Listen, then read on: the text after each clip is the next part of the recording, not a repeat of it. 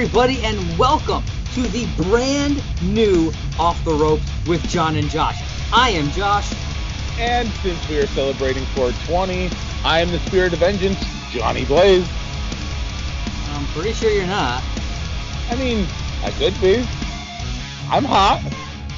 I mean, I've been around you quite a few times. I've never seen your head explode into fire. I mean, that's fair. I've seen you when you get angry. Your head turns into a big ball of flames. It's like... That's true. That's very true. But All yes, right. Everybody, welcome back to the relaunch of Off the Ropes with John and Josh. That's right. We are now audio. We are on podcast form. I know it may be disappointing for some of you. You know, we're looking at our pretty faces there for quite a while, but who knows? Maybe someday we'll get back to that. I don't know. But right now we wanted to get back into things, finally. And what better way to start than to hop into WrestleMania? And it was quite a WrestleMania. Absolutely. And it's a nice thing that you said disappointing that we're doing it this way, because a lot of people have used the word disappointing to talk about WrestleMania this year.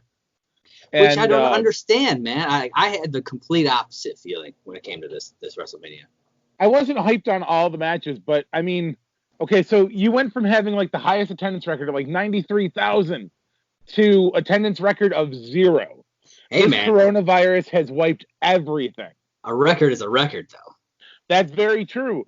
I mean, I don't understand it. I thought a lot of the matches were well put together, minus a couple of the ones that didn't have any build to them at all and just didn't make any sense whatsoever. Yeah. So I feel like with every WrestleMania, you get a couple of stinkers, And with this year, there was 18, 20 matches, some crazy number of matches between the two nights. Well, it was WrestleMania so big they couldn't contain it to just one night. Yeah, you know what? And I kind of dig that. I wouldn't mind if WrestleMania was 2 nights from now on. I'd be totally down with that. Well, I mean, it was nice. I mean, this coronavirus did something that it hadn't ever done before. It allowed every person watching WrestleMania to experience WrestleMania the exact same way. Yeah. And the fact that, they had no audience, which means that they had to really change the way they did certain things. Like me and you were talking while we were watching Mania, like they had to change the hot side of the ring. Yeah. They had to change the hot side of the ring. They had to make sure that their communication in-ring was kept at a minimum because, I mean, you could hear everything. Everything. Yeah. And I didn't notice, I mean, maybe there was, I didn't notice any of that, like, quote-unquote, in-ring talk that, sometimes you hear in normal matches. I didn't hear any of that. I caught a little bit here and there, but nothing that was, like, all audio, like, catching that, like, it made a difference. Yeah. I mean, I heard like the normal stuff, like, the trash talk, but yeah, I thought they did a fantastic dig. All the superstars did a great job with kind of keeping things in and still being able to put on, some damn good matches throughout the night. And like I said, there were a lot of matches. So let's kind of jump into things. It's 2 nights, so I figured we start off with night number 1, and let's get this pre-show kind of thing out of the way. For me, I know we mentioned this to each other. This pre-show, overall, kind of boring. Both nights, kind of boring. First half of the fucking pre-show, it was just them talking. It was to hype up everything that was going on. But I mean, for the way WrestleMania was put together this year, they could have eliminated the pre-show as an hour and made it a half an hour and still covered everything they wanted to do. Yeah, it's like I just wanted to see whatever the match was. I didn't like. I stopped watching wrestling for quite a while there. And over the last month or so, I started really getting back into it. So I've been watching these last few months or these last few weeks worth of Raws and SmackDowns and seeing where they're building a lot of this stuff. So it's like, yes, I understand some people don't watch at all and they just watch these pay-per-views. So you got to kind of show the hype packages and all that stuff. But I feel like it was just too much because they re-show all of it during Mania anyways. Absolutely. So they spent 35 minutes, maybe more, putting these hype promos during this pre-show, and I just felt like it was like a waste of a half an hour of time and even the match, that first pre-show match, the Cesaro versus Gulak, or as I like to call him, Goulash. That match was okay. I mean, I'm not saying it was bad or anything. It was a pre-show match. It really was. It wasn't. It was just like a. I don't know. What did you think of this match? I mean, personally, I had no investment in this match. I'm not a huge Gulak fan. I am a fan of Cesaro, so I mean, it was kind of nice to see him get a moment. But at the same time, you didn't get to see him on the main roster during Mania, like during the Sami Zayn match. Yeah. So I feel like they missed an opportunity to have somebody who is one of the hardest workers in the business actually doing what he does. Yeah.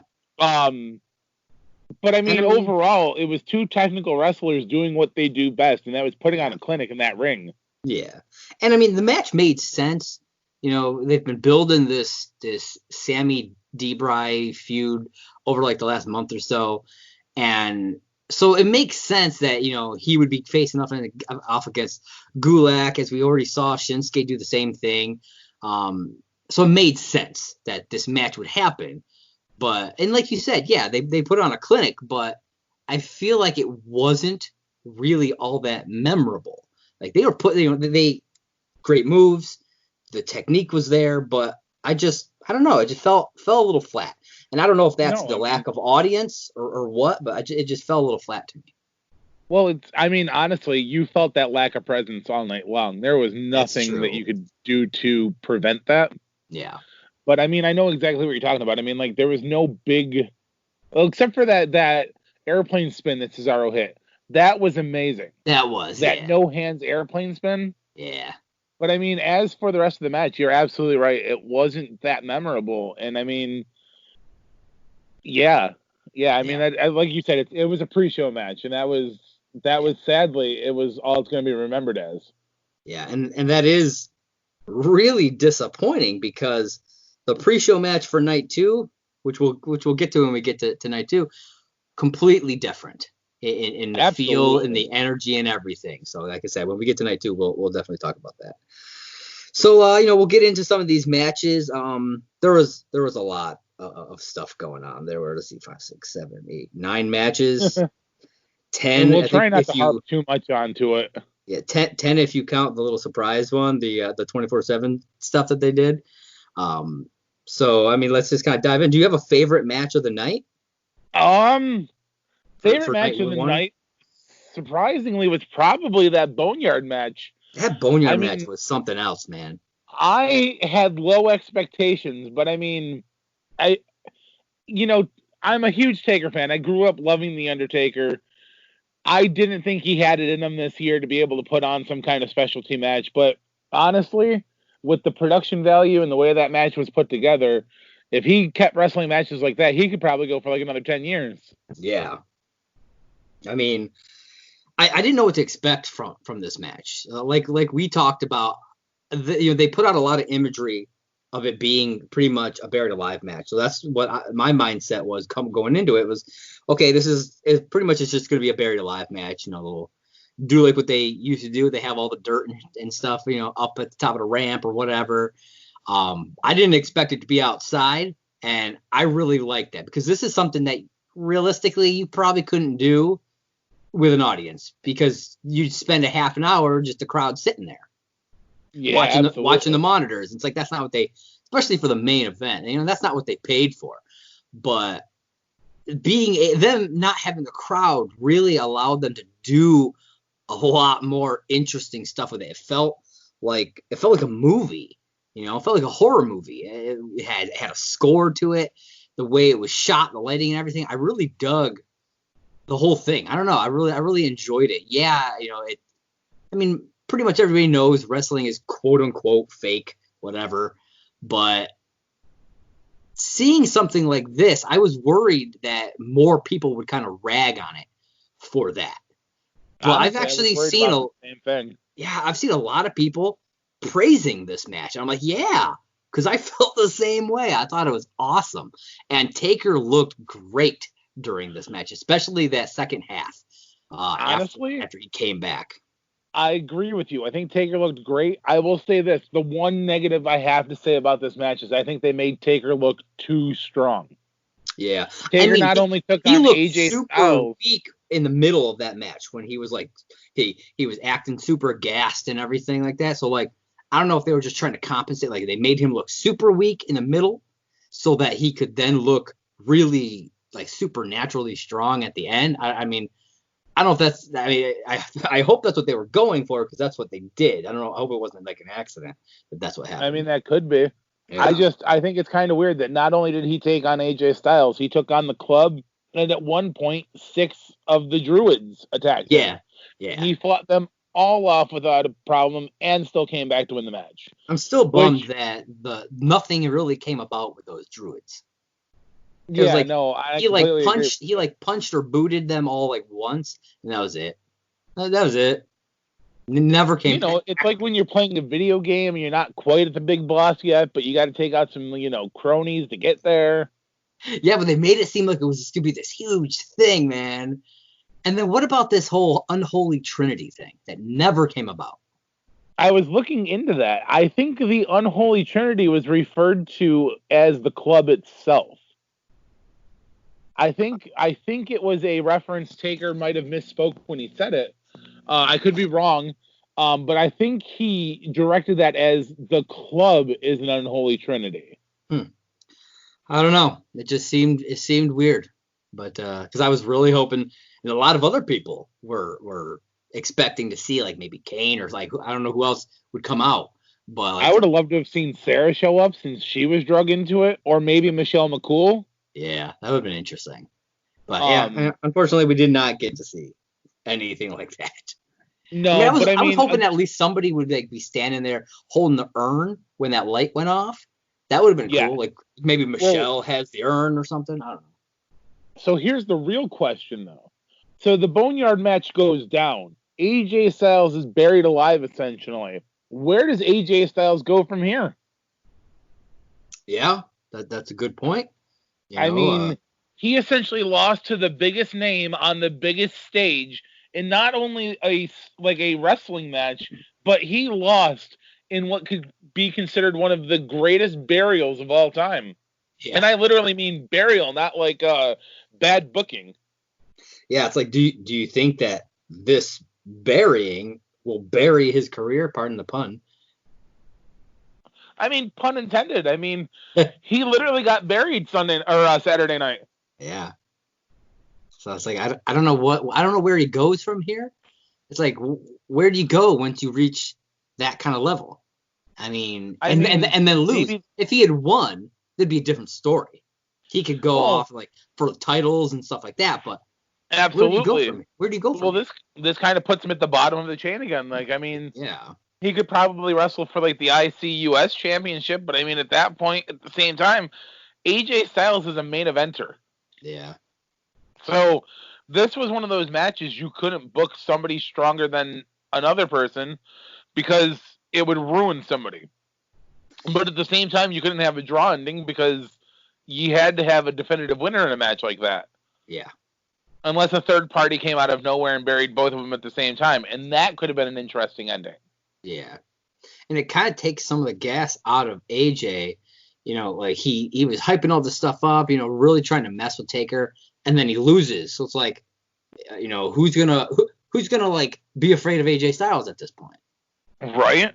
I mean, I'm pretty sure my 4-year-old son could probably beat up AJ Styles at this point. I mean, hey, I'd watch that match. I'm just saying. All right, so let's move on to another match. All right, so the one that started off the night, which I thought was a real good curtain jerk match. It really set the pace. Was that Alexa Bliss, Nikki Cross versus Asuka and Kairi Sane for the women's tag titles.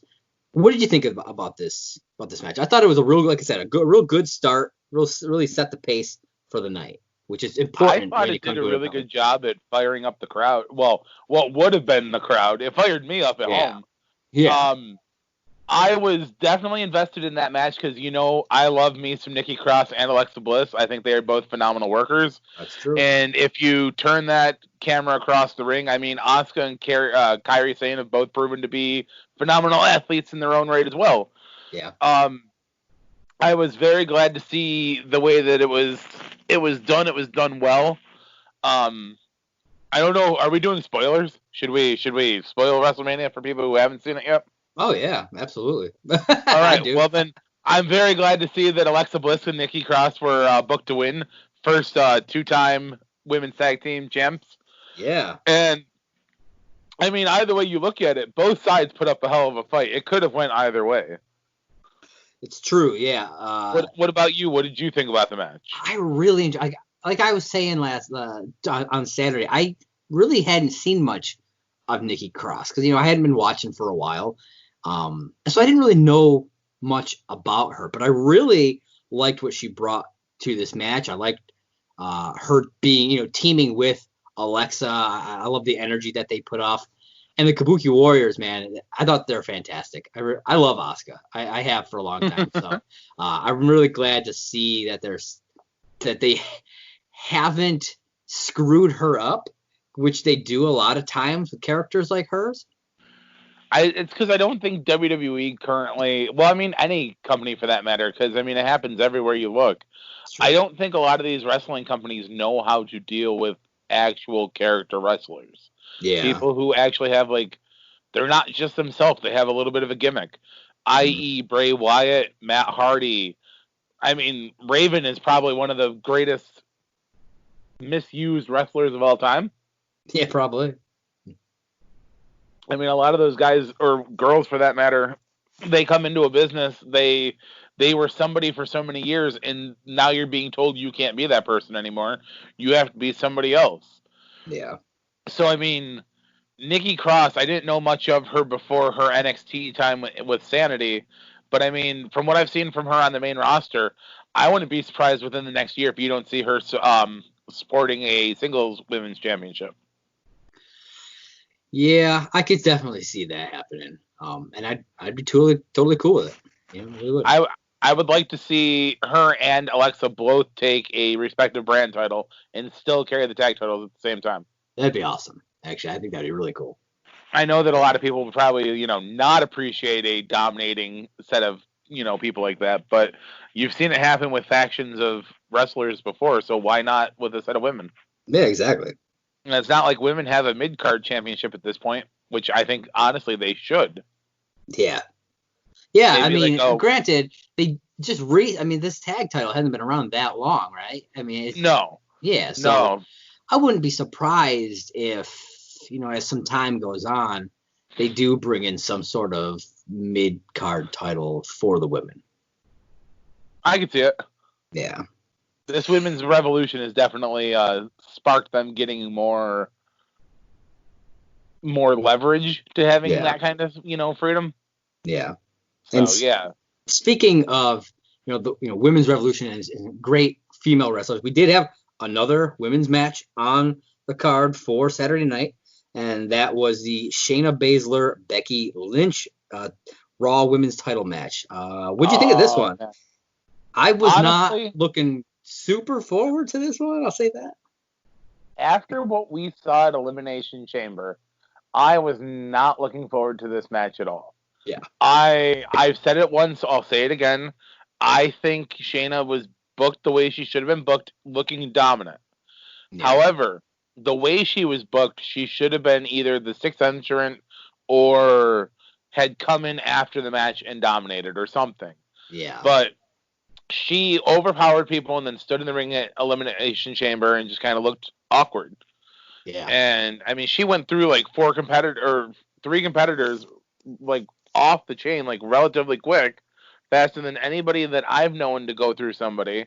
Yeah. And then she's the first person to ever eliminate every opponent in the Elimination Chamber, unless you're playing a video game at home. Yeah, which happens a lot with you. But then, before I get to my point, talk about how you felt about the match. Yeah, like you said, after that Elimination Chamber, I mean, we had just like a month prior to that, we'd watched Brock Lesnar just dominate half of a Rumble, and just toss somebody out and stand there for a fucking minute and a half. And then we had to sit through that again. Granted, not as large of a scale, but we had to sit through that shit again with Shayna Baszler. And I'm just like, I don't want to see this. I didn't like it when it was Brock. I definitely don't like it with her. I just want to see, like, she can look strong, powerful, and even eliminate all of the other 5 competitors without them doing it that way. Absolutely. It really bothered me. So going into this match, yeah, like you were saying, I was not looking forward to it. I just really wasn't. I was, I love Becky, so I was like, I really hope Becky retains because I'm not really looking forward to this, and I don't want to see Shayna take, or as I like to call her, Tomato Basil. I really don't want to see her take this match. And luckily, she did not. Well, see, and that's what shocked me. I told you watching WrestleMania, I thought it was going to be Baszler's night. Yeah. I thought Shayna Baszler definitely had that championship secured, and I thought WWE was going to push it. And then we get to the ending of that match, and it's an ending that is controversial for so many reasons. It's a repeat offense against Shayna Baszler, where Kairi Sane painted her the exact same way just like months ago. Or you can revert back to Shawn Michaels versus Bret Hart from like 1998, and it happened then the exact same way. I think it's a good way to make Becky look like she had the upper hand slightly, being the in-ring veteran that she is, because I mean she knew where she was in the ring enough to get that to happen. Yeah. But at the same time, Baszler dominated that match enough that she had that match secured. Yeah. So she did. Again. And I was getting to a point where I was almost like, I don't think I like this match. It was getting to that point because it felt like it was almost going to be a repeat of Elimination Chamber, Absolutely. Well, and that was one of the things, I felt the same way watching that match where I was like, a couple points, I was legit like, okay, let me check some text messages. Let me see what's going on Facebook. It didn't have the hype that I felt it should have had for them being as good of competitors as they are. You saw the whole her slamming Becky off the announce tables, which I felt should have been a disqualification at that point. I mean, she's clearly, just out there, using anything she can get her hands on to put Becky Lynch down. And then Becky Lynch comes back in the end and, whatever, she steals a win, I guess. But like I said, I personally thought that was going to be Shayna Baszler's night. I was really shocked. Yeah, you really were. I mean, you said it many times that Tomato Basil was going to win that match, but she didn't. Becky won that match, and I am totally down with seeing Becky continue on. Now, what I'm hoping will happen with this is that they kind of reconfigure this feud, make it a bit more even between the two of them, and let it ride out until like maybe SummerSlam or even Survivor Series. And then if they do it the right way, I might feel a little bit better about Shayna taking this title, but as of right now, nah. That's fair. I would respect a longer feud, but I think that they can like up the elements. Next month is Money in the Bank, so they could have like a ladder match or something. Yeah. So we'll see. Yeah. I mean, we'll see. Yeah. Okay, so one of the other matches I want to talk about quickly. I don't want to go too much into it because I'll be honest with you, the match was kind of slow and a little bit boring. Was that Baron? Are you talking about? Yep, Baron Corbin. Baron Corbin versus Elias. I mean, I think the main problem that they had is that they're both fairly big guys. They're not like the quickest of guys, which is fine. But when you don't have a crowd, it takes a ton of the energy away from it. Absolutely. And so, the slow pace of it is really apparent. And I don't know, I wasn't feeling it. I loved the El Kabong moment from Elias. That was probably my favorite moment of that match. And that was really it. Like the rest of the match was kind of not all that memorable to me. I was going to say there wasn't much to that match that made me want to be like, oh my God, yes. Yeah. I'm shocked. I'm glad Elias won, to be honest with you, because I'm not the hugest fan of Baron Corbin, but. Well, I told you when we were watching that match, I I like Baron Corbin's athleticism. I like what he's capable of doing as a storyteller. Yeah. I was very shocked there was no setup for the end of days at all. Yeah. On top of that, with you, I have to agree. Amazing El Kabong shot right at the beginning, before the match even started. Yeah. And then, with the lacklusterness from no crowd, there was nothing to pump them up or get them moving. Yeah. So its slow paces were definitely slow, and it felt it. It's sad that like I said, the best thing of the match wasn't even during the actual match. Absolutely. You know? I mean, I agree. I really don't have much of a opinion on this match. It wasn't one of the ones I was really invested in. Yeah. So it is what it is. And we did have another kind of disappointing match, in my opinion, and that was the Debray Sami Zayn match for the IC title. I don't know. I don't know what it was. And again, I think this was another instance of, had there been a crowd, it would have felt different. Because, like I said during as we were watching the match, it felt like I was stuck in the 80s. There was so much powder going on in this match. Sammy getting in and out of the ring all the time. Okay, look, I'm going to look at this in a different aspect, and I'm going to say that Fidel Castro did everything he could to go into this fight, but I think he was scared of what was standing on the other side of the ring from him. Yeah. Daniel Bryan is one of the greatest technical wrestlers there are on the roster today. Comparable to Dean Malenko, I know a lot of people are going to shit on me for saying this, but Chris Benoit, he has a lot of talent, and he is very good at being a technical wrestler. Sami Zayn, on the other hand, is more of the showman, and I don't think that melded good without the crowd, because it just made Sami Zayn look like honestly, a little bitch. Yeah, I mean, he's just running away over and over and over again. And it was funny the first couple of times, but then it just kept doing it.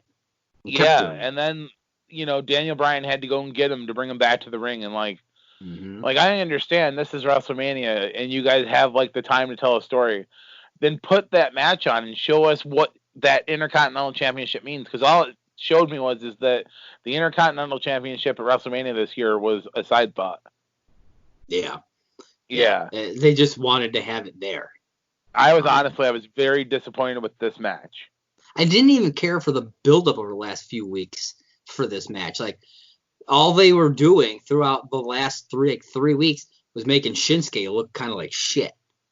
Yeah, and then he wasn't even there during the match. Yeah, and I'm just like, so you're kind of essentially burying Shinsuke and just letting Sammy just run his mouth at ringside while building Debray and Gulak up. And Gulak didn't even win his match. I was like, if Gulak won his match, it would make more sense because he beat Shinsuke.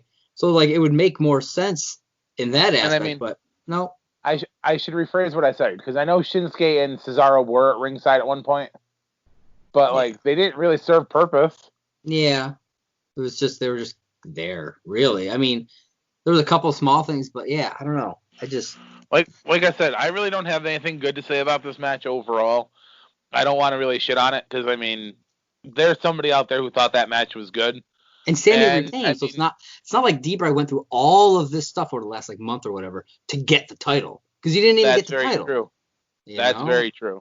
Yeah. So I don't know. Obviously, this feud is probably going to continue, and I hope that they can switch it up, just like with that Becky Shayna feud. They need to switch it up, especially if there's not going to be a crowd for who knows how long this is going to last.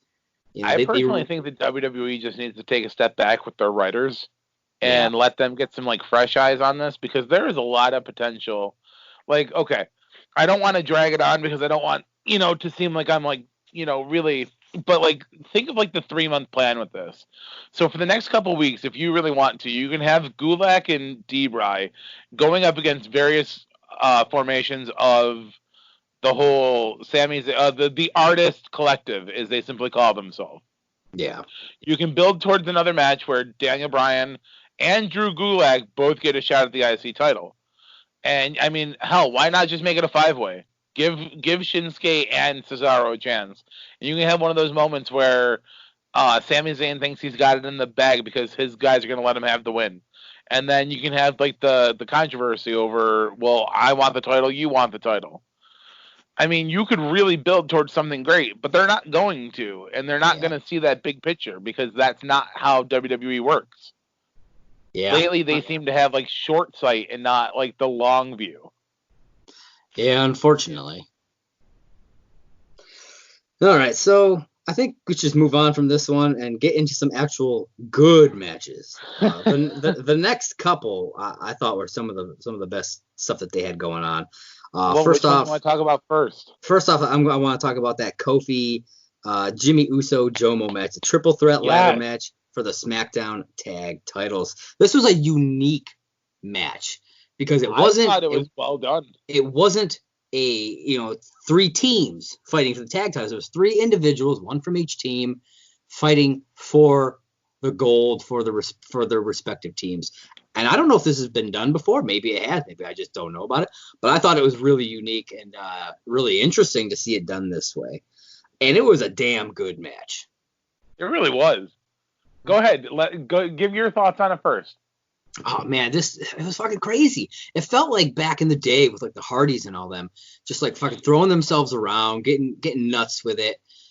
And they did some wild spots during this thing, setting up ladders across from shit, just going crazy with each other. And I don't know. It was after sitting through a couple of kind of disappointing matches, this one, and it didn't matter that there was no crowd. Because the energy was there. I felt it. You felt it. It didn't matter that there was no crowd there. They made the energy palpable. And it was, I fucking loved it. It was insane. This was Jomo's first Mania since he came back. Kofi's hair looked kind of awesome. Looked like those trolley sour worms. That was pretty awesome. I loved that. It was, I don't know. It was cool. And that ending was something else. So what were your thoughts? I will say this. I was very shocked to see the WWE with the Miz backing out of WrestleMania due to virus protection or being sick or injured, whichever story they're going to go with. Yeah. I was very shocked to see it turn into a triple threat match. I am very grateful it wasn't pulled for Mania. Yeah. I thought that the match was so well put together. Like, there was not a moment. I mean, that match kicked off with instantaneous, like, boom, and it was there. They knew what they wanted to go out there and accomplish, and they accomplished it. If I had been in the crowd, I would have been on my feet the whole time. Yeah. I really love that we got to see some really great athleticism from all three guys because that's what all three people are known for. Jomo has his parkour background, and the Usos are high flyers, and we all know Kofi's just crazy. Yeah. So getting to see Jomo doing the slow walk down the ropes and hit the Spanish fly onto Kofi. Honestly, though, I thought that was going the other way, and I thought they were going to put each other through the Uso on the ladder. Yeah, that would have been sick. But at the same time, like, you got to see Kofi, like, jump over the ring ropes and use the ladder as a weapon itself, or like an aid as a weapon, I should say. Yeah. And you got people bouncing off ladders.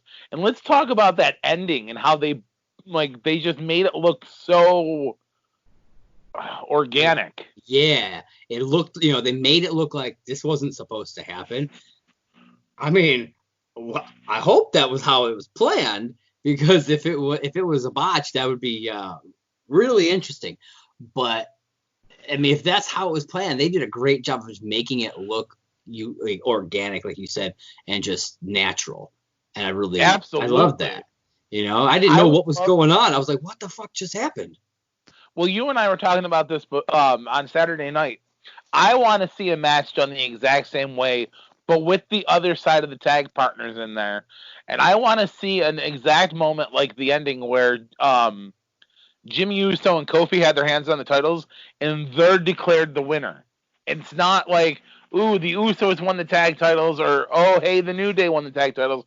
We get new tag team champions out of two different teams. Yeah. Yeah, we were talking about that, about maybe, like, how cool it would be to have, like, if for some weird reason one of the tag titles were vacated, just pick 6 random people who aren't in teams, throw them in the match, and the 2 who get a title, they become a brand new team. I think that'd be fucking amazing to watch. I mean, I think it can be well done as long as, the right people are in there. Yeah. Obviously, Kane has to be in that match because you can tag team Kane with anybody and they're an instant success. We've talked about this before, so I won't take up the time with it. But if you don't know what I'm talking about, go back and watch some old episodes of Off the Ropes with John and Josh, specifically the tag team episode, and you'll know exactly what I'm talking about. It's true. Yeah, that was, man. I've been thinking about that match ever since Saturday. It's one of my favorites of the night. It was just a fantastic match, and it was followed up by another really damn good match, and that's the Seth Rollins Kevin Owens match. Great in a different way. These two guys put on a clinic in the ring. I think clinic is an understatement on this one. You're probably right. Actually, you know what? I'll allow the clinic label for this one because I corrected somebody earlier when they referred to Edge versus Orton as a clinic, and I stomped the living hell out of that because that match, and we'll get to it. I'll get to it when we get to it. Yeah. So Rollins and Owens. Yeah. What did you think of this? I'm not a fan of Kevin Owens. And I get a lot of flack for this because I don't ride that bandwagon. Personally, it's nothing against Kevin Owens. He is a phenomenal wrestler. He is great at what he does. I do not like the fact that they are making him a modern-day Stone Cold Steve Austin. Yeah. And that is my major issue. If he was still doing all Kevin Owens stuff and, not anti-establishment, not stun everybody, I'd probably have no problems with him. But that aside, this match at WrestleMania definitely made me respect him to a whole new level. Yeah. I mean, go ahead. No, go ahead. As I've been watching the last few weeks, seeing his promos with against Seth and everything is I've really kind of grown to like him a bit more because I was the same. I didn't really care for him. Never really did. But just seeing his mic work, it's blown me away these last few weeks. So, I mean, I've started to kind of come around a little bit more on him. And what he did in this match, whoo-wee, man, that Swanton was sick. It was sick, dude. The Swanton was sick. The work outside of the ring, that jump off the WrestleMania sign. Yeah. Oh, yeah. I mean, there was so many great qualities to this match. I loved the disqualification, and he baited Rollins back in. Either way you look at it, Kevin Owens still gets his hand raised at the end of the night. But he did not want it to be on Seth Rollins' terms. He wanted it to be on his own. Dude, and when was the last time you saw someone get smashed in the face with a ring bell? Let alone, honestly, I know we 3 times. I was going to say, I know we were joking about this on Saturday night. So people who know Josh and I, we have a running joke about using the ring bell. And anytime the ring bell is rung, whether it be somebody trying to stop a match with they walk over there and ring it themselves, or they hit somebody, Josh, what's the joke? The thing I say? Yeah. Ding, fries are done. Ding, fries are done. I have never once in the history of me watching wrestling seen somebody disqualify themselves intentionally like that at WrestleMania using the ring bell. So that was hilarious. And then I love that Kevin Owens hit him 3 times with the bell. Yeah, it was nuts. I was like, holy shit. When did they start allowing that? Well, especially headshots. Headshots are supposed to be banned. Yeah, I was like, God damn. But I mean, yeah, overall, I thought it was a great match. I thought it was well told. And I mean, yeah. Yeah. And I mean, you were talking about how, he baited Seth. Seth should have walked away. Should have. Seth, yes, Kevin Owens technically won the match the first time around, but Seth was on top. He was the one walking away. He was on top there. He baited him in, got back in the fucking match, and what happened? Still loses, but he ain't on top anymore. Well, it's really funny that you're mentioning on top because I'm going to use that right there to transition into the next match. Okay. The Universal Championship. Well, before the Universal Championship match, there was one other special match that took place. Are you talking about the 24/7 title? The 24/7 title, and this was like a blink and you'd fucking miss it kind of a thing. It was insane. R-Truth comes out. I think he was like mouthing off to them. I'm not even sure what was going on. No, he was trying to hide. Was he just hiding? Is yeah, that all he was asking them to hide him. Because I think I was like doing something because I thought it was going to be like in between matches, and then all of a sudden there's shit going on. I'm like, what the fuck is happening right here? Yeah, he asked Gronkowski and Mojo Rawley if they could hide him because he was scared that somebody was going to try to steal his belt at Mania. And what happens? And then he lost his belt. Gronk tried to pin him. Mojo pulled Gronk off, and then he pinned him and took the title. Yeah, like, I mean, there's a true bro. Yeah, right? And I'm just like, what? What's just happening here? All I'm saying is if I was ever in a match going for a championship and you pulled me off, man, you're done. I mean, hey, bro. It's all about that gold, right? Well, let me tell you about this hype, bro, who now has the 24/7 title. But, I mean, that's really all you can say about it. It was a quick, like you said, blink and you miss it. Blink and you miss it. And we'll get more into the 24/7 title when we get into night 2. Well, I was going to say, it comes back around night 2. Yes, it does. So let's talk about Braun Strowman versus Goldberg for the Universal Championship. All right. I think we should keep our talk to about the length of that match. All right. Set a timer. 2 minutes, 10 seconds. That's right, folks. Here we go. 2 minutes and 10 seconds. I'm going to take a minute. You're going to take a minute. You ready for this? Here we go. I love the fact that Bill Goldberg was able to hit 4 consecutive spears and set up for the jackhammer. And on the jackhammer is when Braun Strowman reverses and proceeds to hit 4 power slams. I love the fact that Braun Strowman is the Universal Championship because I have said it for a while now. I think he is deserving. I think that it was a well-deserved match. I'm sorry that people are shitting on him because that should have been Roman. I disagree. I really thought it should have been Braun. However, Goldberg, I told you on Saturday, his strong game is in a short match. He looked great in that match. Braun Strowman looked good in that match, and I'm glad where it went. Your turn. Yeah, I mean, I 100% agree. You broke down what exactly happened. Really nothing else in the match happened other than what you just said. Goldberg, yeah, he looked great, but it just wasn't enough. He you know what I mean? Braun was better. You know, it's just, and that's the way it had to be. And it makes me wonder, was Roman supposed to win this match? And would it have gone down similarly? Would it have been this kind of real quick thing that happened? Or would it have been more drawn out? I don't know. And will we see Roman versus Braun sometime in the future? I would like to see that match. I'd be down for that, but who knows? I have no idea. We spent less than a minute and a half talking about that 2-minute match. Bam. Okay, so hold on. I'm going to add to this really quickly then. Okay. Does Goldberg get a rematch? I mean, if he wants one, I'm sure he, but I don't know. I mean, it is the big dog's yard, and he missed his opportunity at that Universal title. He'll probably come back for it. The fact that they booked it that way makes me wonder if he just didn't want it anymore. Maybe. I mean, he took it off Bray Wyatt, the Fiend. Yeah. So, I mean, maybe it was just a transitional thing that led to a couple-month run. Yeah. Because, I mean, Goldberg looked strong, but Braun looked like the fucking strongest dude in the fucking ring, you know what I mean? Like, in the company there.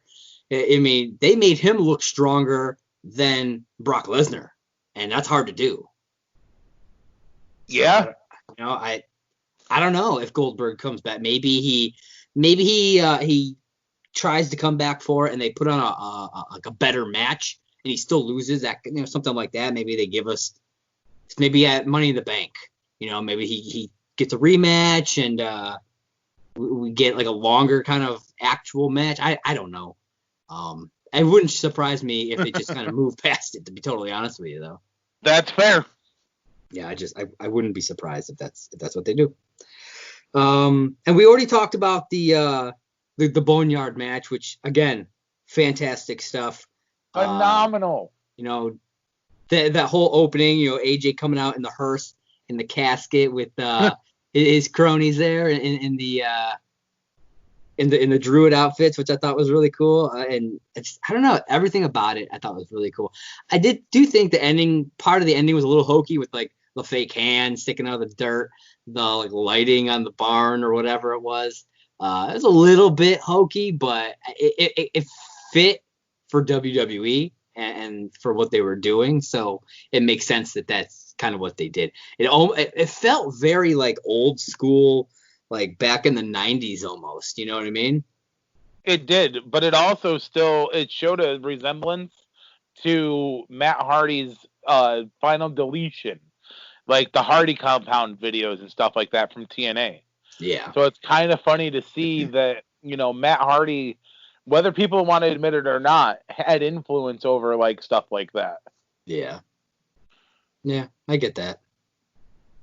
I don't know. So then we moved to night 2. Night 2. Well, real quick, overall, what were your overall thoughts of night 1? Overall thoughts of night 1 was, minus the couple of slow moments of, no crowd to pace a match, I thought night 1 was actually pretty good. I walked away from it being highly impressed.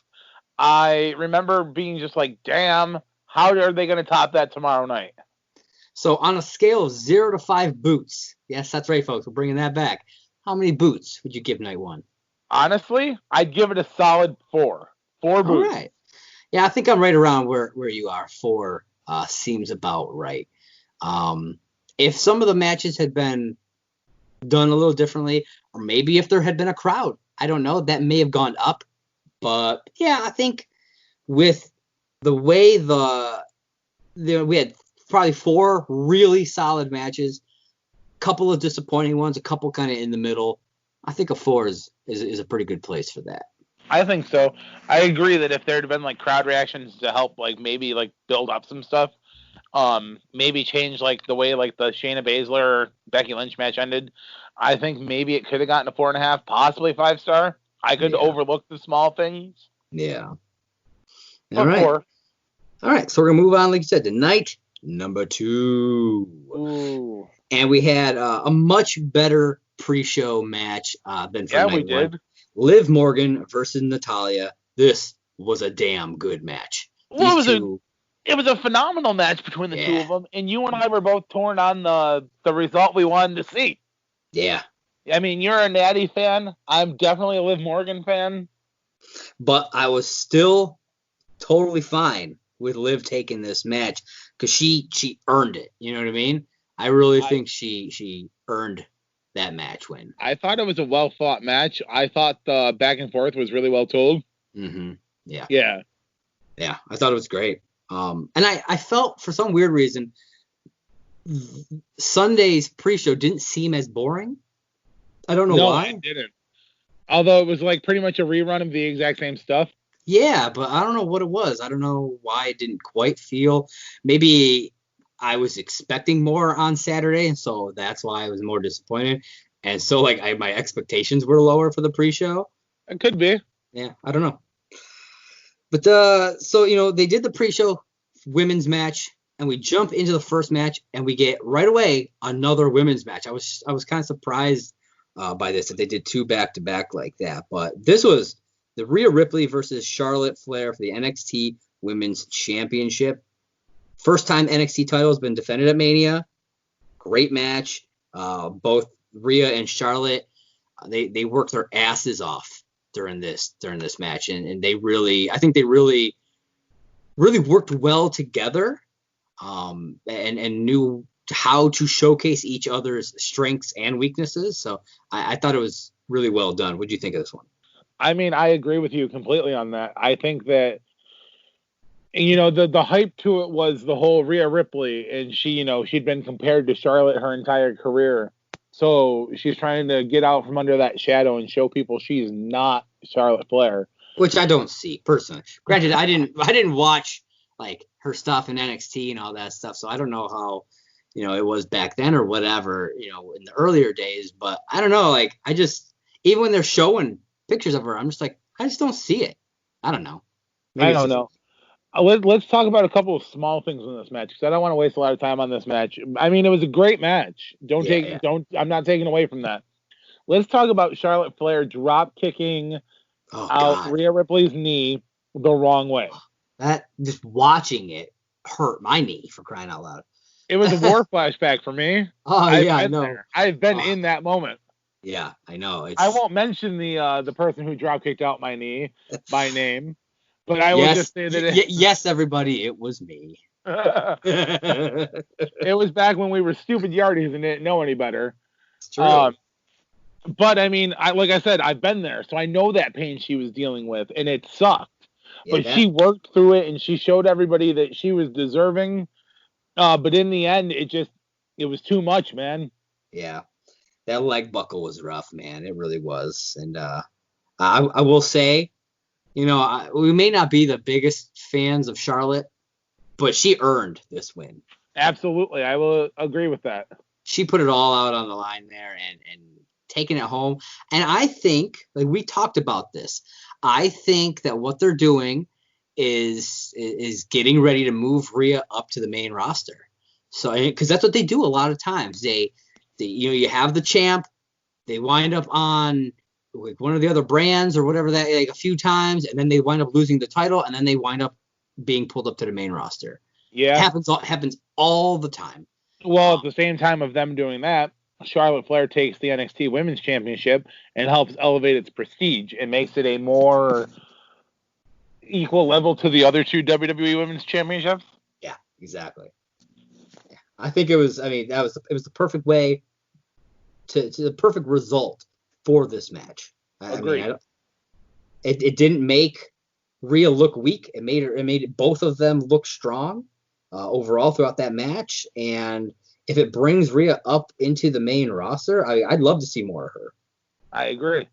She really impressed me, and I could see her going for one of the main titles. So yeah. Next up, we had Aleister Black versus Bobby Lashley. Now, this match, I don't understand because, like I said, I finally got back into regular watching, about a month or so ago, like watching both Raw and SmackDown each week, and I haven't seen Bobby Lashley, so I don't know where all this came from.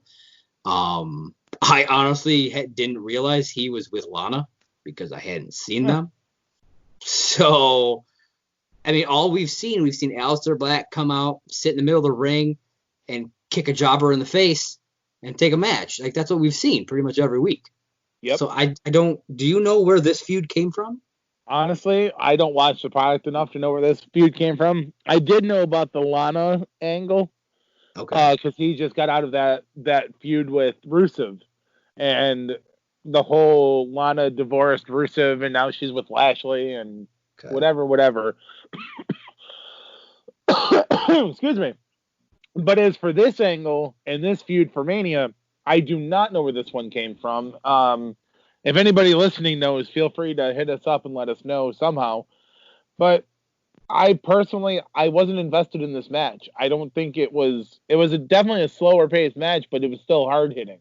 Yeah, it was solid. Yeah, but like you said, it was that lack of crowd moment again. Yeah, absolutely. You felt it. These two guys, they know how to wrestle. I mean, there's no doubt about that. But when you got two big guys, it slows down. And again, when you don't have that crowd, it takes a lot of the energy away. I don't know. And then one thing I wanted to mention, we were talking about this. Lashley lost a lot of mass from like when he was first in the WWE back in the day. Like I hadn't really seen him since he came back, so I hadn't realized how much mass he had lost during his MMA time. But I was like, wow, because he used to be like the size of Brock Lesnar. Yeah, he ain't the size of Brock Lesnar anymore. Well, and the sad part is that not even that dude really still can't cut a promo either, and that's a shame because he had so much potential back in the day. Like he was supposed to be like the next big thing of like 06, 07 for a while. Remember? Yep. But, yeah, they banked a lot on him way back then, and he just couldn't. His on camera stuff just never progressed, and I think that's why he never progressed in the company. So I don't know. Maybe he needs his own Paul Heyman. He really does. Someone who's good. Well, they tried, and then that kid got himself in some trouble. And yeah. They need to find somebody for him. And again, maybe he should just have Paul Heyman. Why hasn't he been on the product in the last few weeks? Unless I missed him somehow. I could have been in the kitchen or something. I don't know, but I don't remember seeing him. I'm just saying. I didn't understand why this match was happening. No, I don't even have a clue. But a match that I do know why it's happening is that Otis versus Dolph Ziggler match, which I had to go back and rewatch today because I missed some stuff. My kid was getting a little distracting, so I had to. I went back and rewatch. I'm glad I did because I missed a lot of good stuff during that match. This was good, man. I really dug this. Well, I was shocked that neither Tucker nor Mandy came out with Otis at the beginning. Well, I'm assuming Tucker's supposed to be injured from the zigzag onto the steel steps. Yeah, I guess he could have just walked out with him. I mean, I don't know. He could have. I've seen plenty of people who are injured just coming out to ringside with people. So. I know. Well, I mean, at the same time, Dolph Ziggler didn't come out with Bobby Roode. That's true, but he came out with Sonya Deville. Yeah. You know what I mean? So he did come out with somebody. And we do see Mandy Rose later on in the match coming out to help Otis when Mandy Rose. Yeah, that's true. When Sonya gets involved in that match. So she comes out and helps her new guy, I guess. Dude, she doesn't even just get involved. She straight out takes freaking Otis to Dick Kick City. No, he takes Ziggler to Dick Kick City. No, that was Mandy Rose. Oh yeah, no, that's Ziggler hit the Dick Kick, didn't he? Yeah, well, that's who I was talking about, was Mandy. Oh yeah. I was talking about before that though. Otis gets taken to Dick Kick City too. Yeah. I guess somebody takes him to Dick Kick City. Yeah, that was Ziggler from behind. I was like, honestly, I'm not even gonna lie. I was invested into this match, but not enough to not be texting somebody at the same time. So I wasn't paying 100% attention to this match, and I kind of blinked and missed some stuff, and it is what it is. I mean, I get it. I like Otis. I didn't know a lot about them when I started rewatching stuff, but like as I've watched more and more of him, he reminds me, skill-wise, he reminds me a lot of Bray Wyatt. Like they used to call him way back in the NXT days, a tank with a Ferrari engine. Otis is that. Yeah, he is. Who can move fast, man, and I love it. I had mentioned this Saturday. I love that Otis wrestles in standard trunks and not like a singlet or anything. Because he's so a bigger guy. He's so comfortable with how he looks, and I love that. As a bigger guy, both of us are big dudes.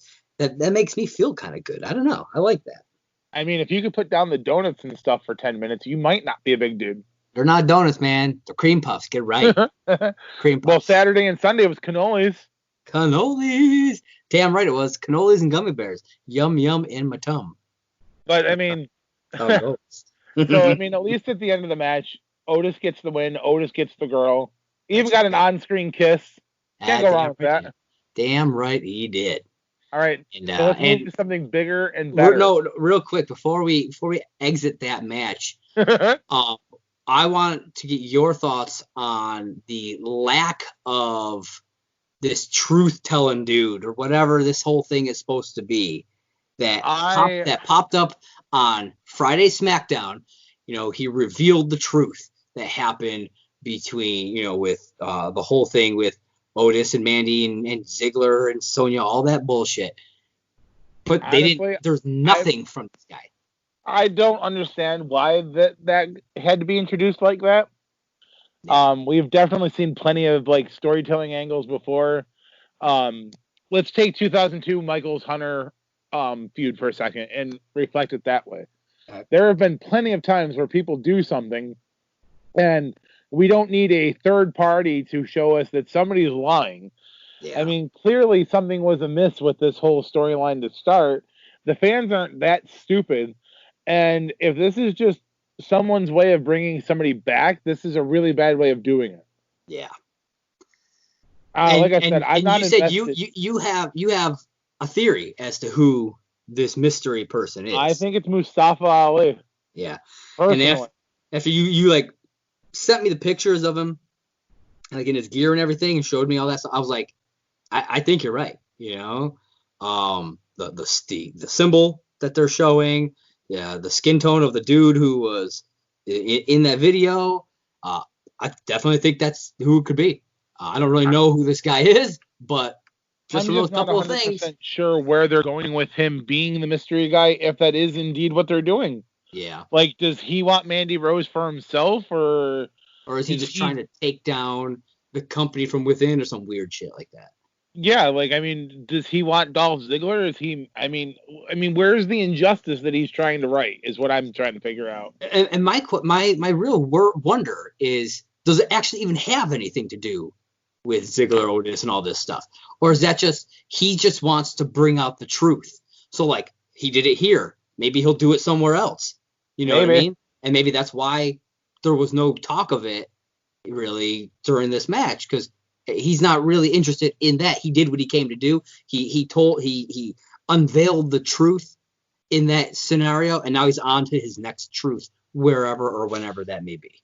Maybe indeed. I mean, I guess only time will tell with that one. Yeah. So yeah, now we can move on to one of the best matches of both nights. Edge versus Randy Orton, last man standing. I'm going to stop you right there. I'm going to stop you right there, because I was waiting to get to this match. I am going to say that this is the match of both nights. Okay. And you know what? I don't think I could necessarily disagree. So, holy shit. I am going to quote a text message that I received today. Yeah, I've already talked to you about this. Yes. So this is how this text message is just sent to me. And I was asked what my match of the night was, and I said Edge versus Orton out of all of WrestleMania. And somebody came back with, "Oh, it was good," with a like okay hand gesture. And I said, "Okay, or good, ... That match set WrestleMania standards." Yeah. And I stand by that comment. That I can't remember the last time I was so invested into a match that, I mean, okay, so Edge's last match was WrestleMania 9 years ago. I mean, true match. 2011, He comes back at Royal Rumble. He shows everybody that at 46 years old, he still has it, and he wants to go out on his terms. Technically, because I watched the Edge documentary after Mania aired. Technically, I didn't realize this, because I don't think I actually watched the event. He came back as Survivor Series and speared Elias. I didn't know that, because I don't think I watched it. But they were talking about it, and I was like, oh, shit, he came back then. Yep.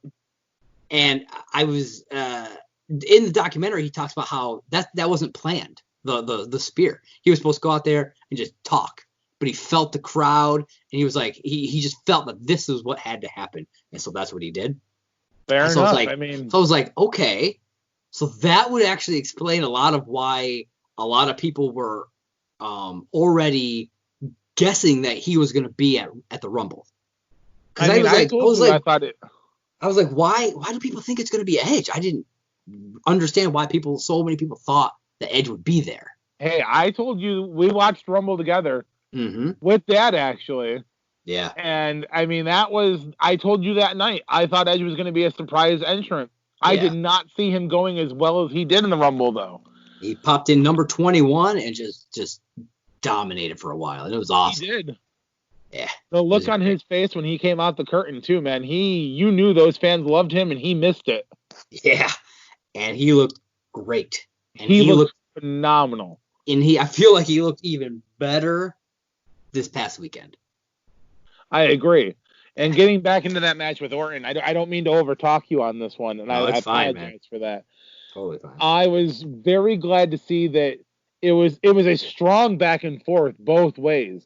Orton got his offense, Edge got his offense. We got interesting variations of different things. I love how real quick, I love how Orton starts the match dressed as the cameraman.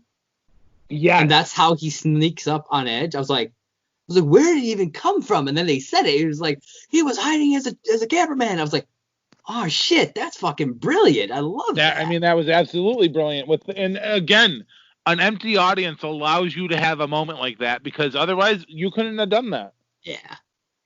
But it was well done, and I like I said, I loved the match. I loved that we saw an intensity out of Edge that it was there. I mean, Orton clearly trying to, end Edge's career and send him home. Though I am a little bit bummed that Edge's first match, real match back, outside of the Rumble, wasn't an actual, like a normal standard type of match.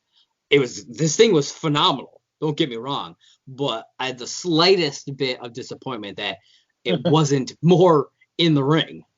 I agree, and I really do. I think that a little bit of more time in the ring would have been because he didn't get to showcase. I mean, he did showcase a lot of good stuff at the Rumble, but he didn't get to do that here. Dude, we got to see some really innovative stuff from Edge though at Mania. Oh my God! There was the cage ceiling. The cage ceiling elbow drop. Up. Yeah. Fuck, that's my favorite spot of that match. However, I love that there is a huge uproar right now for what I'm just going to simply name the Benoit spot. Yeah. I love that fans are in an uproar about this. WWE management is in an uproar about this. Fellow wrestlers are up in an uproar about it. Yep. I commented on it with you Sunday. Yeah. I called it the Benoit spot then. I'm standing by it now. I don't think it should be made a big deal. I understand why people are looking at it the way they are, but take it for what it is and just move on. Yeah, exactly. And like you sent me the article about it, and it says, it specifically says, that spot had to be passed up the chain and get approved by more than one person. It wasn't just something that he just went out there and did. It had to get approved. And so it's like the fact that it got approved through upper management, I guarantee you Vince knew about it. There's no way. If he didn't, somebody's probably either getting fined or fired. Yeah. And so it's like, I understand why people are upset or offended by it. I get it. I totally get it. And you have every right to feel that way if you so choose. But I just think, I don't know, man. It's been 13 years. Like, I understand the shit that happened was terrible. I mean, we both watched that documentary on it. It was terrible.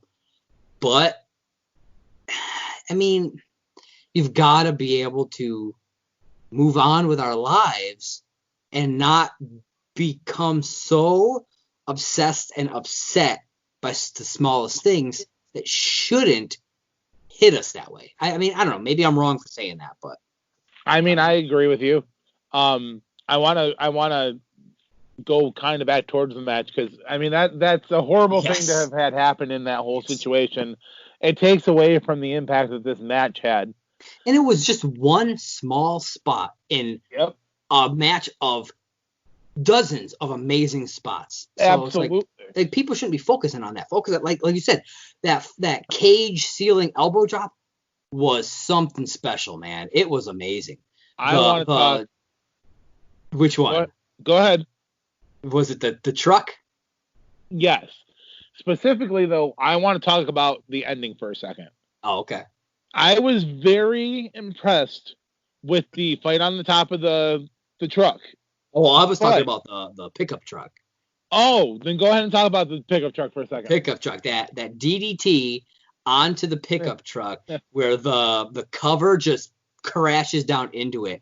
And it makes me, whose truck was that? Was it Edge or Orton's truck? I don't know. But they busted that cover on the truck. Hopefully and it was I was one like, of their trucks. Oh, damn. There were so many sick spots throughout this match. The steel step, the stack of steel steps, that was a good spot. There's so many good ones. But yes, the semi tractor trailer, I'm fighting up on top of it. Let's get into that. So I told you this when we were talking last night. I saw something in Edge's eyes that I have only seen in 2 other matches. And it was that moment of, I'm really sorry I have to do this. Yes. I saw it when Roman Reigns beat The Undertaker, and I saw it when Shawn Michaels beat Ric Flair. Yeah. I wrote this in my notes, too. Edge looked heartbroken before he had to do that concerto. He really did. I think it was one of those desperation moments of, I've hit you with everything I've got. You keep getting up. This is what I've got to do to protect me and my family. Yeah.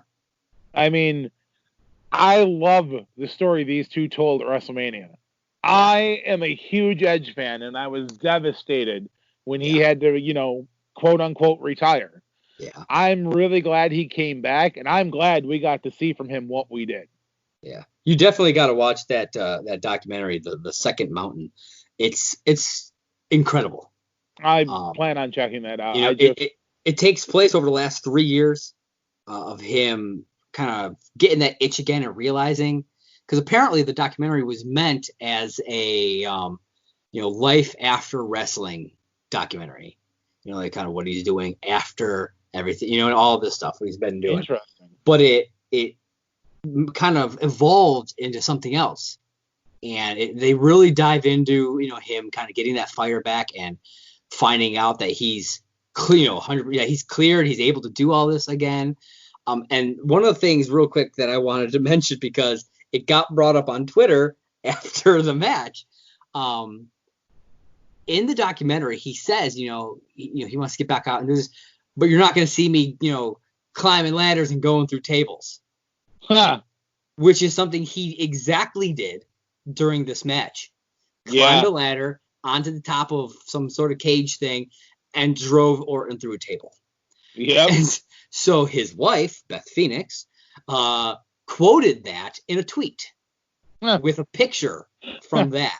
And he retweeted it and had "sorry" with a question mark. And it was the most hilarious thing I had seen. I saw it this morning. I was like, oh my God, I got to talk about that. But yeah, that's why I was so shocked that he's jumping right into a match like this after, everything that, that took him out of this business. I was so surprised that he would go right back into something like that. I'm going to put my own personal spin on this for a second. I retired from wrestling in 2015. Yeah. I have that itch to go back. Yeah. And I have a feeling I'm not going to say I know what's going on in Edge's head, but I have a feeling that it's something along the lines of go big or go home, because that's the grandest stage of them all. And you've got to leave the fans wanting more. Yeah, I get it. They wanted it to be their moment. Yeah. Yeah, absolutely. I mean, I get it. And he did. He put it all on the line, man. He didn't leave anything out. He gave the fans everything, and it was amazing. Although I think it is really funny though that his last WrestleMania match 11 years ago was against Alberto Del Rio, and it was the curtain jerker. And now this year he was the second to main event. No, he wasn't. No, there was he was like the mid match, but still. He was. That's the point. It was so good that you're like, that was the main event, right? No. It was in the middle of the show of that night. Wow. That's how incredible that match was. Yeah. And it was followed up by something a little special, maybe. The next 24/7 title match. Oh my God, I forgot that was in there. This one's all you, because honestly, again, I am not invested in the 24/7.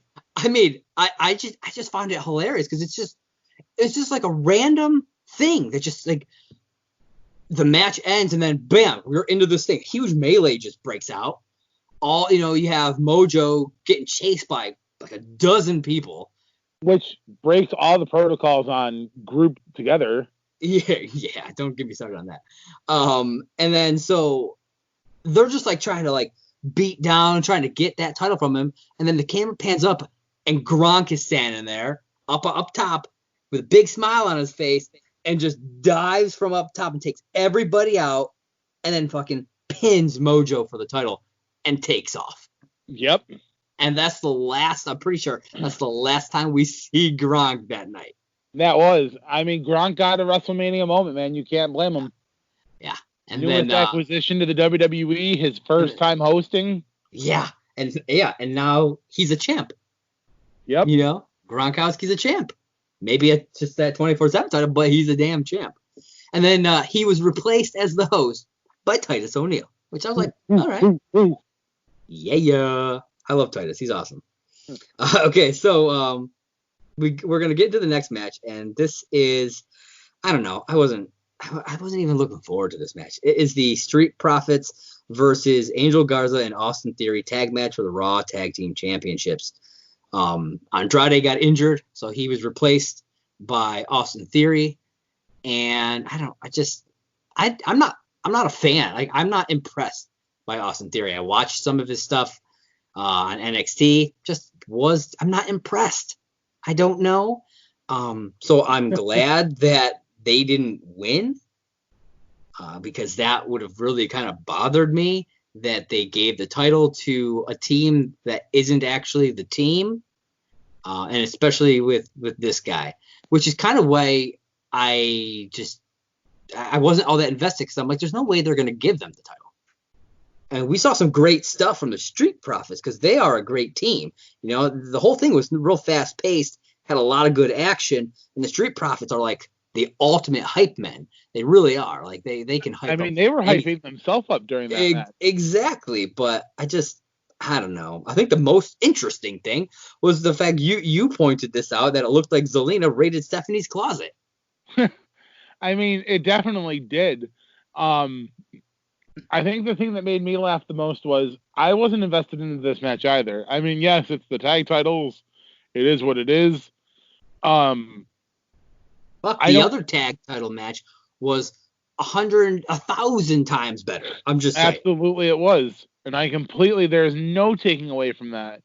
And I commented on this on yesterday while we were talking as well. I don't like that during the middle of a match, Andrew Garza rips off his pants. Yeah. Either doing it during the entrance, do it right as you're in the ring. Do not wait until you're in the middle of a match. Yeah. It is awkward. It is taking away from the action. And honestly, I don't want to see that. I get it. I mean, Now if Selena Vega wants to rip her pants off, that's different. And I stand by that statement. I don't care who's listening to this. Sorry, Mom. If my mom is listening to this, then I'm very impressed. And if she made it this far into the podcast, I'm even more impressed. Yeah, definitely. However, like I said, I was expecting more from the Street Profits. Like, they put up one hell of a fight. Yeah. But they're usually much more athletic and on point. Like, there just wasn't much, especially from two guys from the 205. I was expecting, like, who they were fighting anyway. Yeah. I was expecting a lot of high-flying and high-paced action, and we didn't get that. So I was kind of just taken back a little bit. Yeah, I get that. That's really all I've got to say about that match. It was fast-paced, but yeah, I get what you're talking about. There wasn't a lot of high-flying stuff going on. So, but yeah, again, the match was okay. Street Profits retained their titles, and I'm sure that Garza and Andrade will have a rematch once Andrade's, back, healed up and whatnot. But as of right now, it is what it is. All right, so the next match up was the Fatal 5-Way Elimination match for the SmackDown Women's title. It had Bayley going in as a champion versus Lacey Evans, Naomi, Tamina, and her bestie, Sasha Banks. What did you think of this match? Well, I'm gonna put it sweet and simple. I told you straight out I thought Tamina was going to be the overbooked, looked strong, get her out first, and I didn't know how the rest of it was going to play out. Yeah. I thought the match itself looked great. I thought it played out great, and in the end, we got exactly what everybody wanted. We got the tension between Lacey Evans and Bayley. I really thought they were going to let Lacey Evans have it. I'm kind of shocked they didn't, but the way they booked it made it look really great, and the fact that Sasha Banks came back to help her bestie even after the mishap and the miscommunication. Yeah. And Bayley retained. So yeah, that's really all I've got to say about that match. There wasn't anything that really stuck out to me or made it memorable. It was just kind of like let's give these 5 women a shot and see what happens. Yeah. One thing, I'm kind of a little shocked that there was zero appearance from Paige, because she's the one who set this match up. And the way she did it, sure, she did it over video. Like, well, I'm pretty sure due to the whole coronavirus thing, she's overseas right now still. Well, that's what I'm saying. She wasn't even in there when she set the match up. It was like a Skype video. Yeah. So like, I'm just kind of shocked that they didn't even do that for this match that she set up. Like, she's the one who picked all of these people, and like, it was all hers. So I was a little shocked that there was no like video package of her, saying anything prior to this match or even after the match. I was just a little shocked by that. But I think personally, of these 5 women, I think Lacey was the standout. I don't know about you. Yeah, I thought she put on a hell of a show here. I don't really know a lot about her, hadn't seen much from her, but this made me a fan. It really made me a fan. Like, the first time I saw her, I was like, what is up with this weird gimmick that she's doing? But like, over the last few weeks, it's like, okay, the gimmick's kind of grown on me. That's cool. But this match is what has made me a Lacey Evans fan. And I really hope we get to see more from her. Her and Naomi really worked well together. I could see them being a team. We talked a little bit about that last night. I was shocked that Tamina was actually the first one out. I know that's kind of what the goal is when you have a big powerhouse player, is to get them out first. But I was actually shocked that they actually did that for once. I don't know about you. I don't know what you thought about them getting rid of Tamina right off the bat so quickly, but I told you I thought that was what was going to happen. Yeah. I agree with you. She is a powerhouse. There is no denying that. Yeah. And it's not even just the size. I mean, she's very agile for being a bigger person, just like Nia Jax. Yeah. So I mean, it is what it is at that point. You gotta take her out, because otherwise you're at risk of not winning. That's true. And they made everybody, and I mean all 5 of these contenders look strong in this match, which can be hard to do in something like this, and a lot of times just isn't done. Usually, I completely agree. I mean, we talked about that Elimination Chamber match. They didn't all look strong during that match. So it's nice to see them have a multi-women match where all of the contenders in that match look strong. I think it really will help out the career for all of them, really. I agree.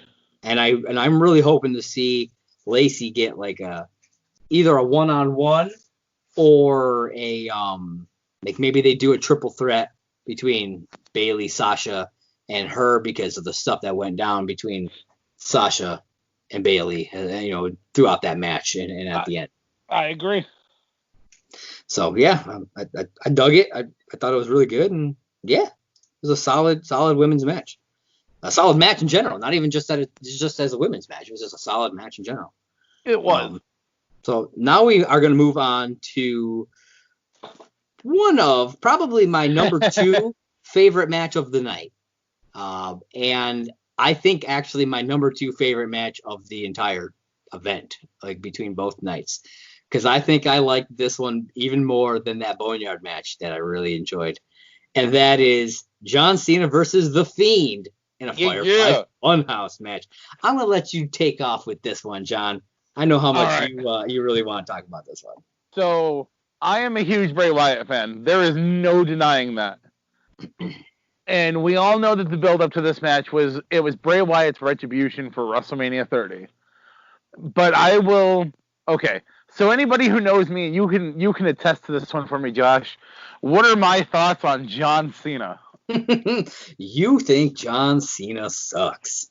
I mean, so does 90% of the nation. Maybe not 90, but you know what I'm saying.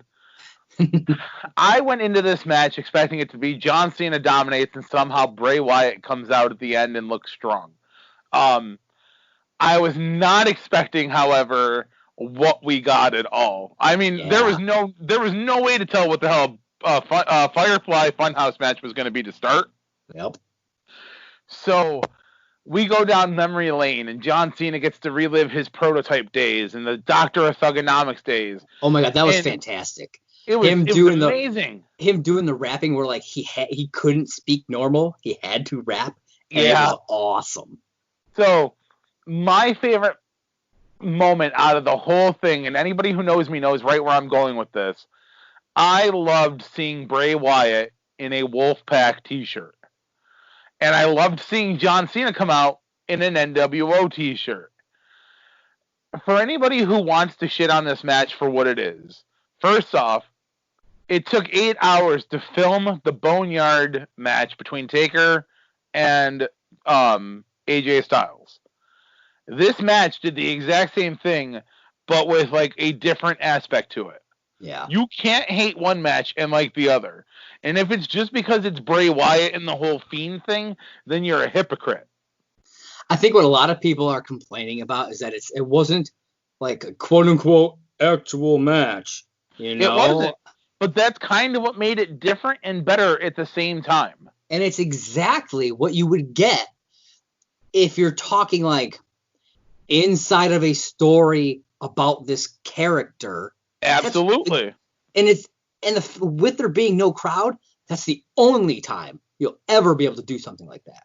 However, at the exact same time, if you listened, and I didn't think about it in this aspect until they show it in the way they wait. Well, I'm gonna have to rephrase that. I did not see the way they booked this match until they rephrased it in the match and used it against Cena himself. This match was to delete the most overrated, overhyped wrestler ever. Yeah. They gave you John Cena's entire existence, plus some of what fans wanted, and then Bray Wyatt beat him and took him out. Yeah. Well, no, the Fiend did. Well, that's what I love about it. Yes. Bray Wyatt was the ref. True. And I loved that. I thought that was like, as somebody who's a huge movie buff and loves like that weird psychological shit, I thought that was really a fascinating way to do this. Yes, it's not, an actual typical match, but this was some of the best stuff I've seen WWE do in a long time. And Bray using Cena's own words against him was brilliant. Seeing him copy speeches from like Eric Bischoff and all these people just they going back and forth between them and him doing these, I don't know, man. It really it hit home for me. I loved it so much. I absolutely loved it. I thought it was well put together and I thought it was well done. Yeah. And like I said, for anybody who hates this match for anything other than what it absolutely is, they are a hypocrite because John Cena put Bray Wyatt over to Bray Wyatt, the Fiend, whichever side of him. Yeah. He made him look undoubtedly unstoppable and strong. Yeah. And that's coming from a guy who... Cena got to use his humor, which, most of the time when he does that, it comes off kind of hokey and whatnot, but it worked perfectly here because it was meant to be utilized that way, and I loved it. Well, and like I said, man, anybody who knows me knows I'm an anti-Cena guy. Yeah. John Cena earned my respect after last night. Yeah. Yeah, I mean, if Cena didn't earn the respect of the people that hate him, then there's no saving those people. Like, there's no way he ever will. If that didn't do it, I don't think there's anything that ever will. I agree. Simple as that. And yeah, it was a fantastic match. The second best match of the whole event, I think. I would agree with that. I know a lot of people are going to say otherwise, but I would agree with that. Yeah. And then we're on to our last match of the night, the main event, Brock Lesnar versus Drew McIntyre for the WWE Championship. What I find interesting is that both top tier titles had short matches. Yeah. Think about it, disappointed is an understatement for this match. Yeah. I anticipated it being a brawl. I anticipated it being Suplex City. Yeah. I didn't anticipate it being almost an exact mirror of the Braun Strowman Goldberg match. Yeah. I was honestly highly disappointed that the match only went for like 10 minutes. I mean, at least it was longer than the 2 minutes and 10 seconds. Yeah. Yeah, but I mean, it was literally Brock Lesnar hits a few suplexes, and then Drew McIntyre hits a few claymores, and it was over. Yeah.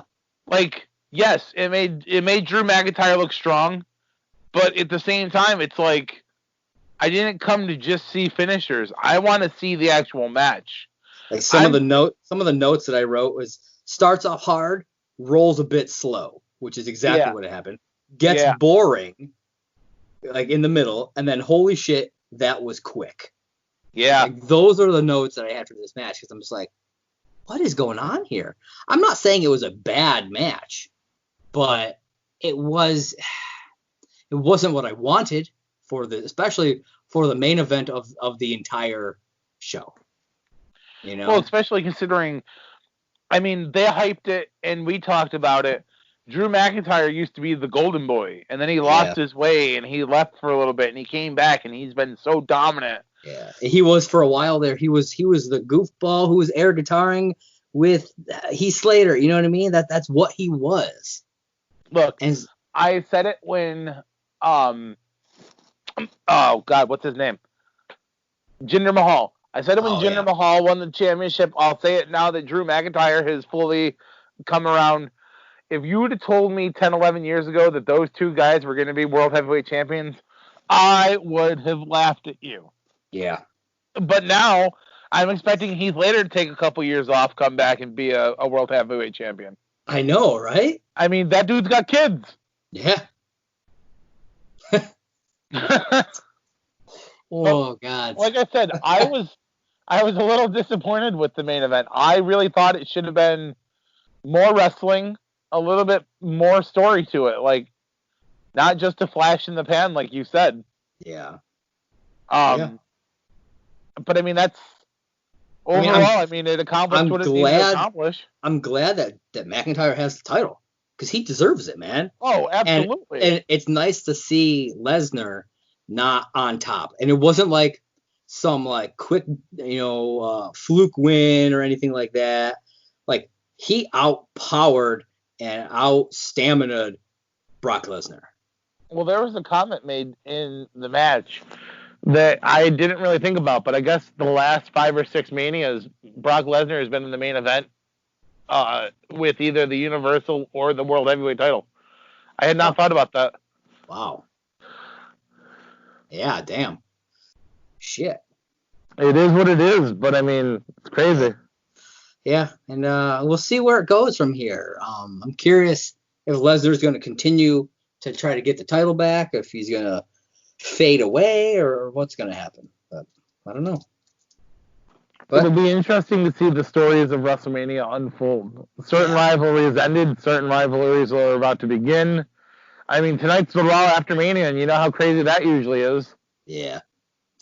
So, with that being the final match, I want to get your thoughts on night 2 as an overall. It's about the same grading for me. I'm gonna go a little bit lower due to I was like I said, I was highly disappointed with the main event. Expecting it to have been more. I was disappointed that Lacey Evans was so strong in her match, but still fell that little bit short. But then, Bray Wyatt and them really picked it up. I'm going to say 3.5 boots. Okay, I totally get that. Hold on. Faith, I am recording. You're going to have to wait. I don't have any feet. Honey? What's that button? Honey, you know that when I'm recording, we're not supposed to come out and start asking for stuff. You came out and got yourself a cheese stick? That's good. You're Faith. Well, are going to have to wait a few minutes. Okay? I will get it for you when I'm done, and I'm almost done. But now I have to do more work on cutting stuff out of this because I'm stopping to talk to you. Okay? I will get you food as soon as I'm done. You can't be that hungry. You literally just demolished a cheese stick. Okay? If you are so hungry that you're going to whine, you can go have some cucumbers. take them in your room with you. But other than that, you're going to have to wait, okay? Okay.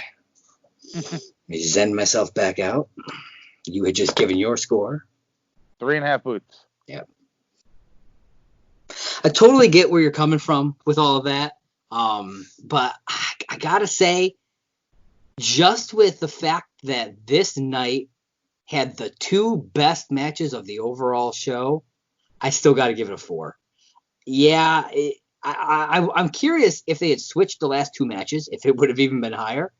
But that Edge Orton match and that Firefly Funhouse match, they were so good that it overshadowed what the main event brought down, and I still got to give it 4 out of 5 boots. I can agree with that. I think I could, after that logic, I think I could agree to adjust mine up to a 4. So I mean, with that, it sounds like we both are having overall scores of 4 out of 5 boots for Mania as a whole. Since both nights we scored then as a 4. I mean, if you kept yours at a 3.5, it'd be I think it'd be a 3.75 if you average it out for you. Overall, if you look at Mania as a whole, I would be willing to give Mania as a whole a 4.5. A 4.5? Wow. I wasn't overly upset with a lot of it. Like, a lot of it, I think the sad part is a lot of it was just predictable. Yeah. I still like to be shocked once in a while. I like to be like, oh my God, I didn't see that coming. Yeah. I get that. I guess we'll see though. Like I said, today is the Raw after Mania, man. It's where storylines are born and, debuts, and yeah, I guess it can only go up from here. Yeah, definitely. I'm pretty pumped. Before we get out of here, I mentioned it earlier, we both watched the Chris Benoit doc from the Dark Side of the Ring show on Vice. And I wanted to get your quick thoughts on that. Probably should have done this at the top of the show, but you know what? It's our first show back. Shit's going crazy and we love it. So I wanted to get your thoughts on that. Well, I mean, anybody who knows me knows that I'm a Benoit fan. I laughed, I cried, it was emotional. Yeah. It was really good to hear the story being told, and it's told in a true form where, as much as I don't want to admit it, Chris Benoit had dark side, and it was the end of him, and it's taken a long time for me to move past it and not want to say that there was conspiracy behind it. But it was really nice to hear that, he was talked about in a loving way, even though all that happened. And he was shown to be such a loving father and a great husband. And just overall, people were still like, he's a great guy. Yeah, something happened at the end of his existence, and it takes away from a little bit of what he did. But you never hear them say that he shouldn't be included in the WWE Hall of Fame. Yeah, unfortunately, I know that'll never happen, and it does kind of suck because, yes, what he did at the end of his life with that, what I've heard people refer to as the Swiss cheese brain that he wound up having from all the CTE, it doesn't take away what he did in the ring before that. Like, it doesn't make all that stuff not amazing, I understand you don't want to praise him, but it doesn't make the things that he accomplished in his years in the ring any less great. It just doesn't. I guess I'm just torn on it because I don't see putting him in the Hall of Fame and respecting his in-ring accomplishments as praising him.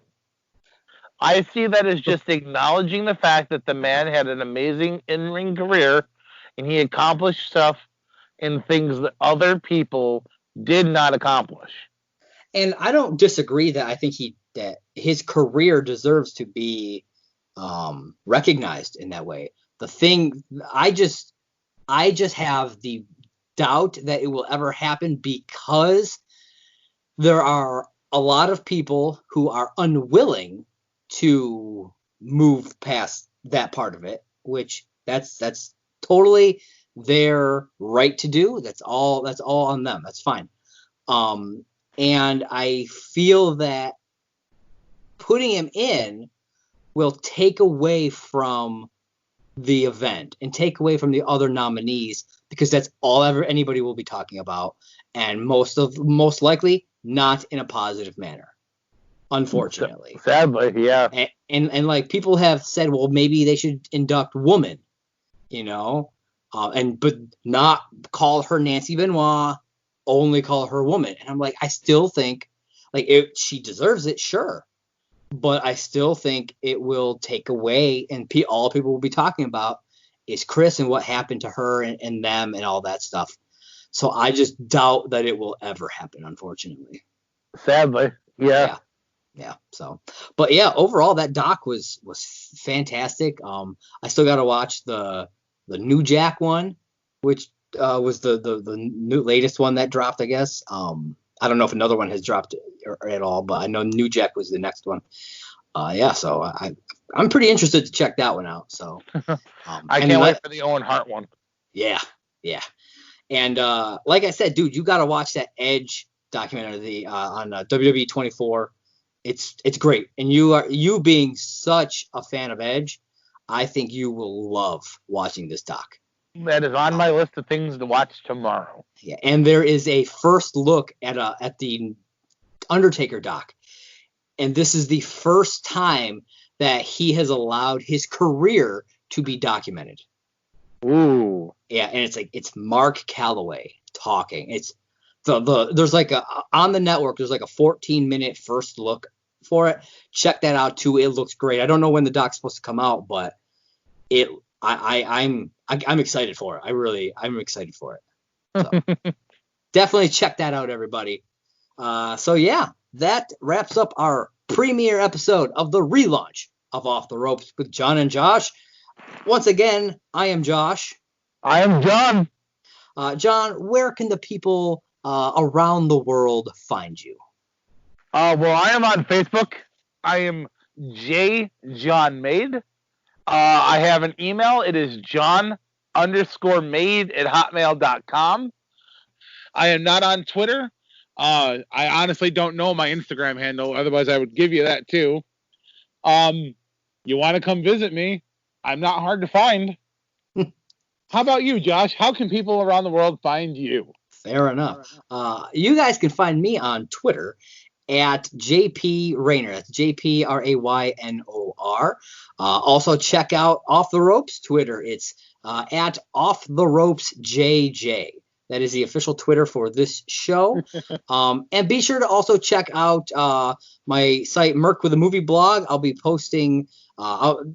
This show will be on Anchor in its own feed, but I will also be putting it in my Merc with a Movie Blog feed as well to kind of cross promote. So be sure to check that out. On Twitter at MovieBlogMerc, mercwithmovieblog.com. And way to shamelessly promote yourself. Damn right. What is this, 2006 DX? Always be hustling. Yo, what? Every day I'm hustling. All right. So I know we wanted to keep this podcast short, but since we're dragging it out a little bit more at the end anyway, why don't you tell people what you've been up to for the last few years since we've taken a hiatus? I mean, there's a big change in your life over there. Yeah, working a lot. I moved to Central New York, and I have a kid now. She's amazing. I've been showing her some wrestling moves. She loves it. I'm not working right now, but other than that, I don't know if there was something specific you wanted me to say. I was just pretty much talking about how you're a dad, man. Yeah, it's fantastic. I love being a dad. Sometimes she gets on my last nerves, but I think that's expected. But you know what? I'm not the only one who sired a child. Mr. John over here, just talk about your child for a minute. I got an awesome 4-year-old little boy who lives with his mom. I also have started to teach him I don't let him watch wrestling, but we play with wrestling action figures. He knows who Sting is by looking at Sting off the bat. Yeah. And he has a Bray Wyatt action figure that he thinks is his grandfather, and a Kevin Owens action figure who he thinks is his daddy. So, I mean, it is what it is. Hey, man, I guess you could be compared to worse wrestlers out there, so. That's true. I mean, people who have seen us wrestle in the backyard have compared me to Bray Wyatt and Dean Ambrose, so, I mean, it is what it is. I mean, my daughter thought you looked like Tucker from Heavy Machinery, so. Look, first off, I'm glad she thought I was Tucker and not Otis. I'm really glad though that we had this opportunity to come back, and I want to take a personal second to just say thank you to everybody who was with us before when we were lecturing people and giving you guys a history lesson. We realized that wasn't where we wanted to go with this, so we're hoping to get you guys back and go further. So if this podcast goes a little bit longer, we're sorry. We're going to try to keep them a little bit shorter. Well, I mean, it's a special episode. It's WrestleMania. You really 2 nights of crazy events. I mean, it's essentially 2 pay-per-views worth of stuff. And this is us coming back. Yeah. Hells yeah. We want the smoke. Maybe. Is it barbecue smoke? Ooh, dude, I'm down for some barbecue. You want some ribs? Sure. Sweet. All right. Who's taking everybody? The drive which way? We'll meet halfway. You just keep the ribs in something warm. It'll be in a hot box. It'll be good. All right, everybody. Thank you again for checking out the premiere episode of the relaunch of Off the Ropes. Once again, I am Josh. I'm John. All right. We're down for the count. Yes, we are. Ding, ding.